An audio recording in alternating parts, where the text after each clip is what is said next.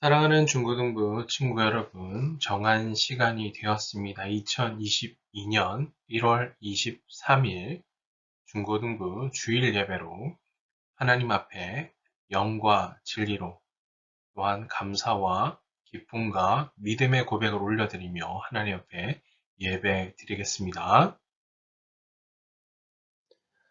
사도신경으로 신앙 고백 드리겠습니다.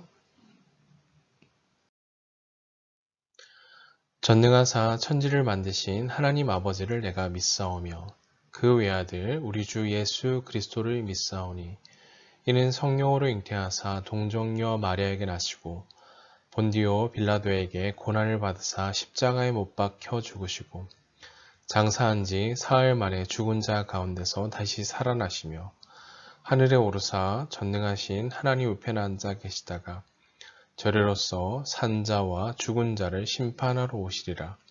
성령을 믿사오며 거룩한 공회와 성도가 서로 교통하는 것과 죄를 사여 주시는 것과 몸이 다히 사는 것과 영원히 사는 것을 믿사옵나이다. 아멘. 이 시간 잠시 기도드리겠습니다. 존귀하신 하나님 아버지 감사합니다. 우리의 찬양과 우리 믿음의 고백을 받으시기 합당하신 신실하신 주님의 이름을 찬양합니다. 오늘도 그 주님 앞에 나와 우리의 삶을 온전히 올려드리며 우리의 삶을 온전히 내어 맡기며 우리의 찬양과 고백을 받으시기 합당하신 주님만 높이며 예배하게 하시니 감사합니다. 예배하는 우리 사랑하는 중고등부 친구들 각 심령마다 하나님 은혜를 사모하며 또 하나님의 말씀하심 앞에 우리의 삶을 순종하기로 결단하며 오직 주님만 바라보고 의지하기로 결단하는 시간 될 수 있도록 은혜를 주옵소서. 하나님, 어느덧 1월 넷째 주 주일로 함께 예배하게 되었는데 하나님 한 해 동안 우리의 삶에 주님 앞에 드린 믿음의 결단, 믿음의 고백이 흔들리지 아니하고 주님만 바라보고 주님만 의지하고 주님만 높이며 주님께 더 가까이 나가는 우리 중고등부 친구들 될 수 있도록 은혜 베풀어 주시옵소서. 오늘 또한 예배함을 통해 그저 이 땅의 것에만 마음을 빼앗겨 이 땅의 것이 전부인 양 그것만 의지한 인생이 아니라 오늘 우리의 삶을 여전히 신실하게 붙들고 계신 전능하신 나의 아버지, 나의 하나님 되신 그 주님을 바라보고 의지하는 중고등부 친구들 될 수 있도록 은혜 베풀어 주시옵소서. 하나님 한 사람 한 사람 흔들리지 아니하고 이 시대와 이 가치 앞에 쉽게 삶을 양보하지 아니하고 지켜내며 더욱 주님만 부여잡고 붙드는 신실한 주의 약속 붙드는 하나님의 사람들 되게 하여 주옵소서. 하나님 이 아침 말씀을 듣고자 합니다. 말씀을 통해 하나님의 선하시고 온전하시고 기뻐하신 뜻을 분별하고 말씀 붙들고 일어나 주님 말씀하시는 그곳까지 순종하며 나아가기를 결단한 시간 될 수 있도록 은혜 베풀어 주시옵소서. 오늘 우리 예배와 우리 고백을 받으시기 합당하신 주님을 찬양합니다. 감사드리며 우리 구주 예수 그리스도 이름으로 기도하옵나이다. 아멘. 오늘 함께 나눌 하나님의 말씀은 구약 성경 창세기 3장 14절에서 19절까지의 말씀입니다. 창세기 3장 14절에서 19절까지의 말씀. 제가 가진 성경으로 구약 성경 사면에 있습니다. 창세기 3장 14절에서 19절까지의 말씀.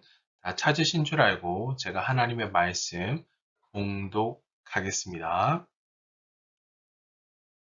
여호와 하나님이 뱀에게 이르시되 내가 이렇게 하였으니 내가 모든 가축과 들의 모든 짐승보다 더욱 저주를 받아 배로 다니고 살아있는 동안 흙을 먹을지니라.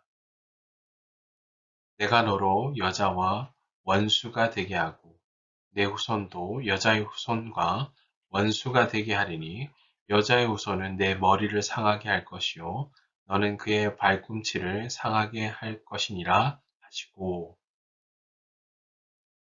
또 여자에게 이르시되 내가 내게 임신하는 고통을 크게 더하리니 내가 수고하고 자식을 낳을 것이며 너는 남편을 원하고 남편은 너를 다스릴 것이니라 하시고 아담에게 이르시되 내가 내 아내의 말을 듣고 내가 내게 먹지 말라 한 나무의 열매를 먹었은즉 땅은 너로 말미암아 저주를 받고 너는 내 평생에 수고하여야 그 소산을 먹으리라. 땅이 내게 가시덤불과 엉겅퀴를 낼 것이라. 내가 먹을 것은 밭의 채소인즉 내가 흙으로 돌아갈 때까지 얼굴에 땀을 흘려야 먹을 것을 먹으리니 내가 그것에서 취함을 입었음이라. 너는 흙이니 흙으로 돌아갈 것이니라 하시니라. 아멘.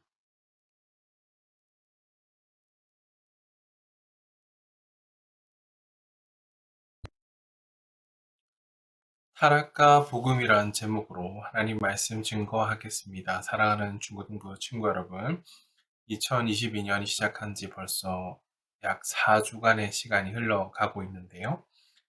무엇보다 지난주 나눴던 말씀처럼 하나님의 선명한 말씀의 기준을 따라 기쁨 가운데 한 주간의 삶을 살아냈는지 우리의 삶을 정확하게 좀 돌아보시면서 지난주 결단한 것처럼 주님 말씀하시면 내가 나아가고 주님 뜻이 아니면 멈춰서서 주님의 뜻이 어디 있는지를 분별하는 삶, 그러한 삶의 고백을 따라 믿음의 고백을 드리며 주님만 따라 삶을 지켜내고 그렇게 주님을 향해 삶의 걸음을 옮겨가시는 우리 중고등부 친구들 다 되시길 주님으로 축복합니다.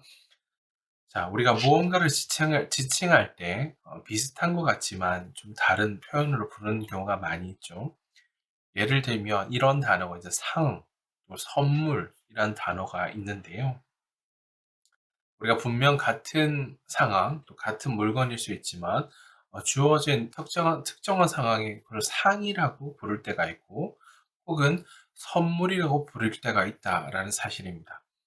자, 그렇다면 우리 중고등부 친구들은 어떻게 그것을 둘을 구분하고 계신가요?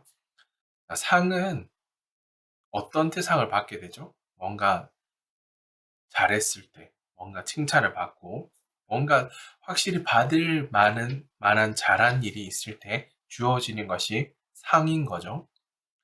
자, 반면에 선물은 받을 자격이 꼭 있어야만 받는 것이 선물인가요?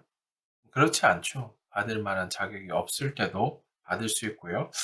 또 무엇인가를 어떤 등수 안에, 성적 안에 들어가야만 받는 것이 선물이 아닌 거죠. 자, 오히려 주는 사람의 어떤 사람의 뭐 지나가다가 생각이 나 선물을 받을 수도 있겠고, 여러 사람의 배려나 뭐 친절, 호의에 따라서 얻어지는 것을 의미하는 거죠. 자, 그렇다면 이 상을 받을 때와 선물을 받을 때의 차이는 무엇일까? 생각해 볼 필요가 있죠. 가장 큰 차이는 어떤가요? 사람의 반응이다라는 사실인 거죠. 자, 상을 받은 사람은 이런 생각을 반드시 하게 될 것 같아요.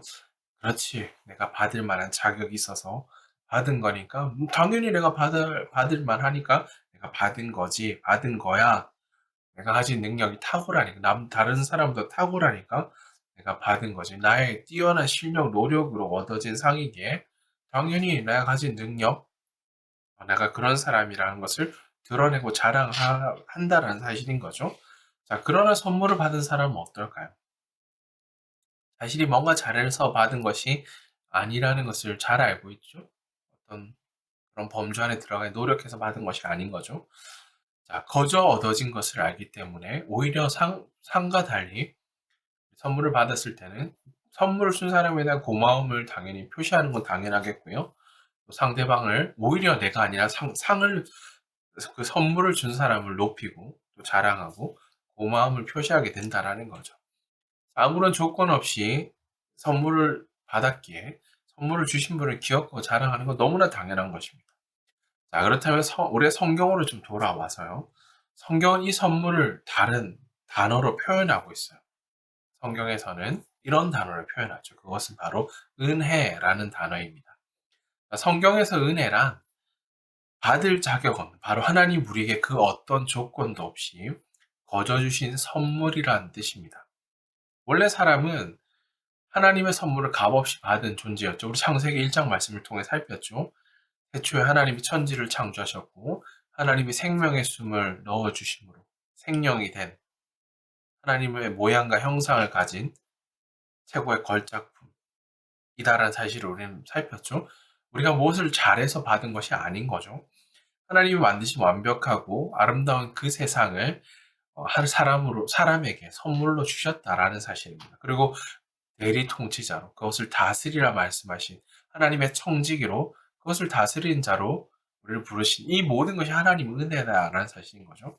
모든 것을 마음껏 누릴 수 있는 특권을 또 모든 생명을 다스릴 수 있는 권한을 아무 조건 없이 우리에게 주셨다라는 사실입니다. 그러나 오늘 창세기 3장에 와서 보니까요.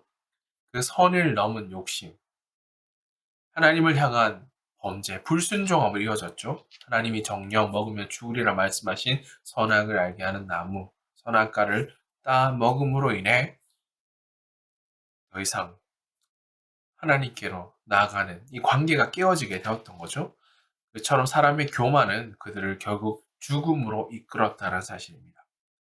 거저 주신 하나님의 은혜의 선물을 하나님은 잊어버렸고요. 그 모든 것이 마치 내가 가진 어떤 위대함으로 얻어진 것이다 라고 착각하게 만든 것이라는 거죠.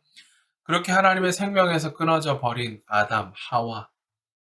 선악과는 이런 것이었죠. 우리를 대리 통치자로서 이 세상을 다스리는 자이지만 그것을 통해 왕 대신 하나님을 기억하게 하는 것. 말씀에 순종하는 자로 지음 받았다라는 것을 잊지 말도록 바로 주신 것이 선악과다라는 사실을 우리가 지난주 살폈어요. 그 사실을 통해 하나님이 왕이 되시고 통치자가 되시고 주권자이심을 결코 잊어서는 안 되는 삶이었다라는 거죠. 그러나 이것을 잊어버렸다라는 거죠. 그로 말미암아 범죄하게 되었고요. 정령 죽으리라 말씀하신 하나님 말씀을 잊어버린 채 그것을 따먹음으로 죄인이 되었죠.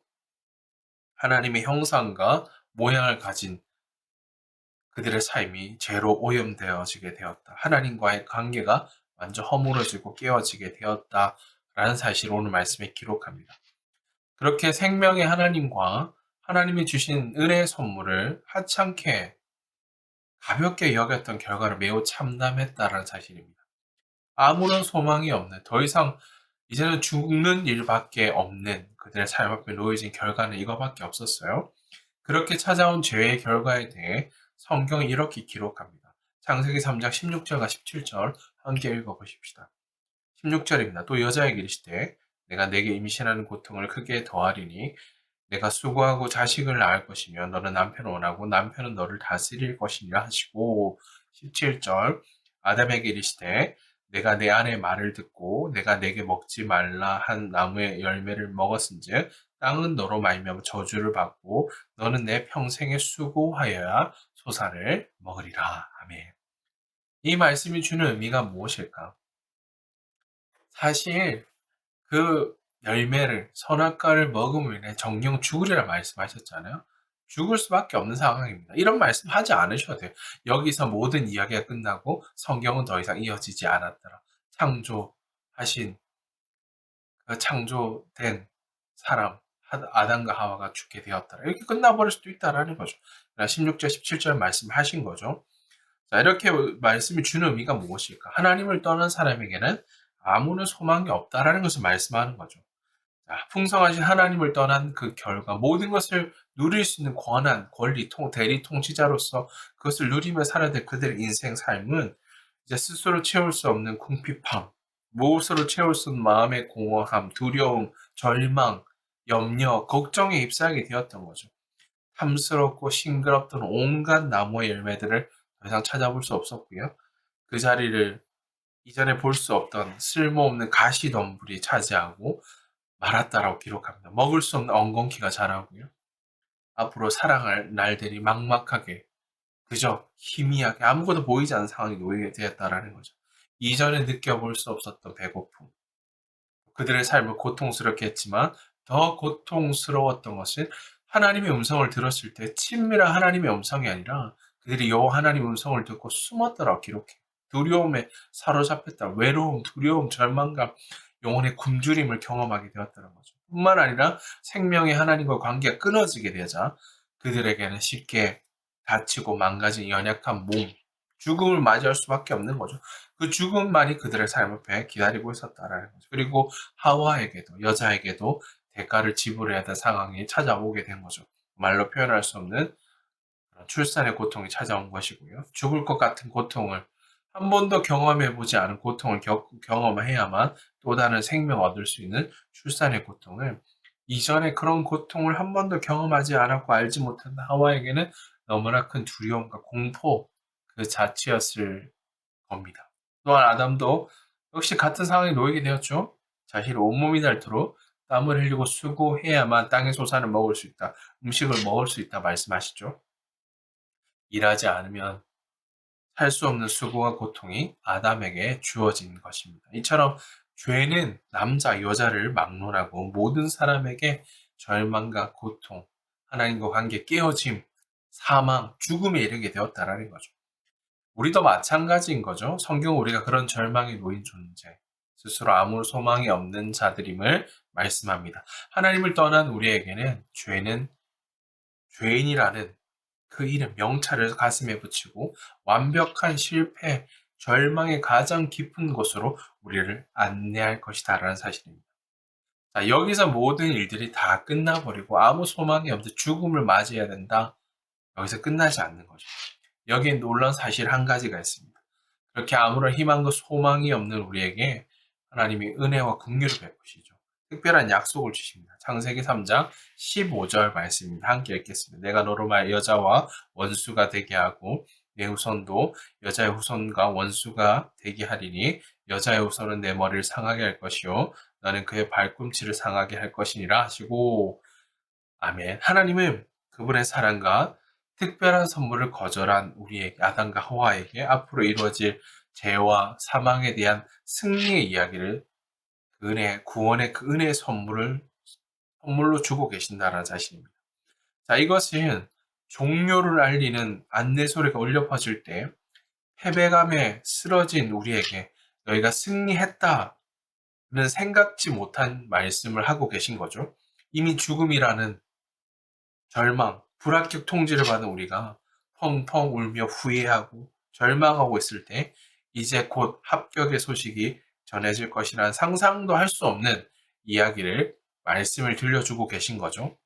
자, 아담과 하와도 이 말씀을 쉽게 믿을 수 없는 상황에 놓여 있었죠. 도무지 이런 상황이 찾아올 수 없는 상황에 놓여 있었다라는 것. 자신들의 상태가 얼마나 끔찍한지 잘 알고 있었기 때문에 정령 죽으리라 말씀하셨기 때문에.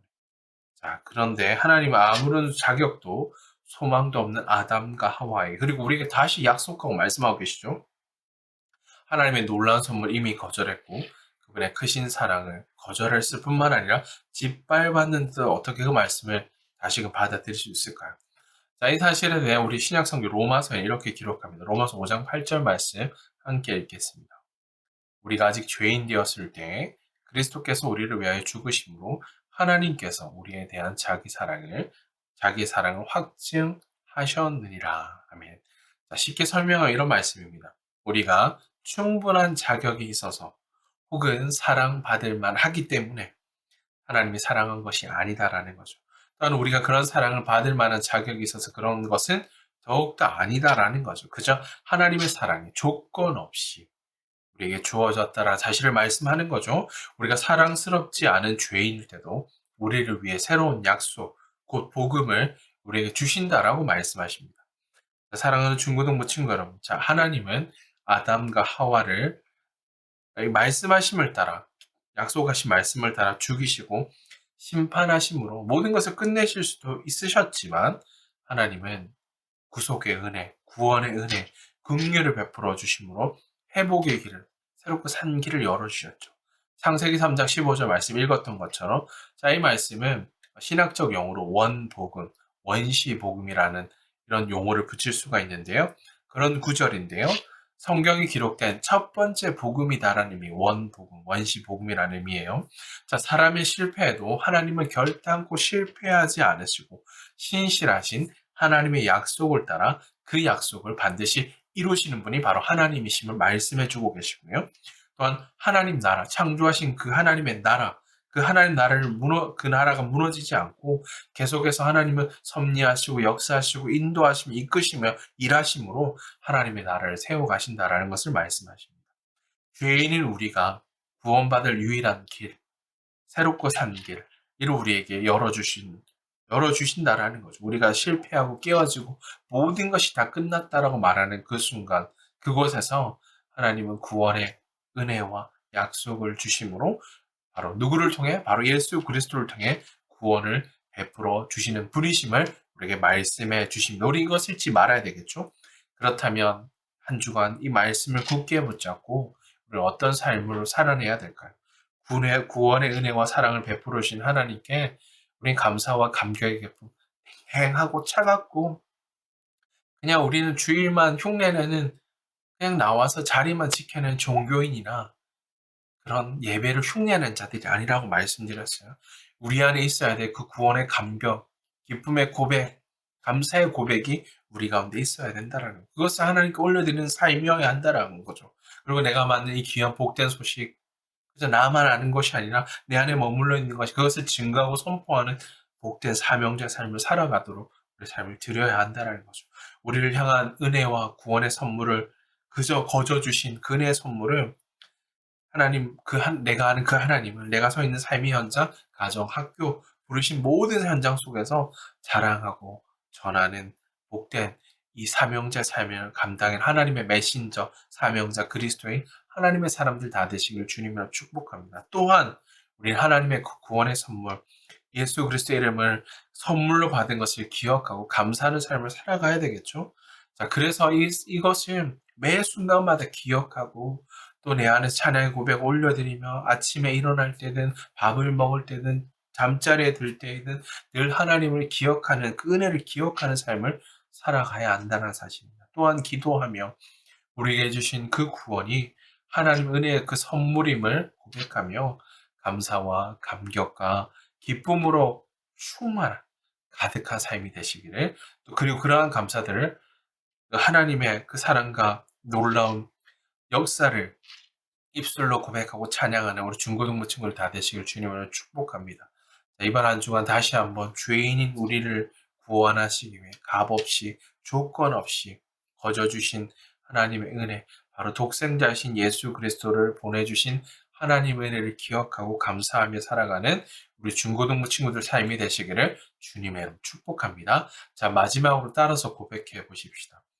사람은 말씀대로 살지 않아 타락하여 죄를 짓고 심판을 받게 되었다라는 거 살폈어요. 실패와 좌절, 더 이상 소망 없는 삶으로 여기서 끝나지 않고 하나님은 새롭고 산 길, 생명, 바로 예수 그리스도를 우리 가운데 주셨다라는 것을 따라서 고백합니다. 하나님은 택한 자녀, 나를 구원하시기 위해 구원자이신 예수 그리스도를 보내주셨습니다. 자, 이것이 복음입니다.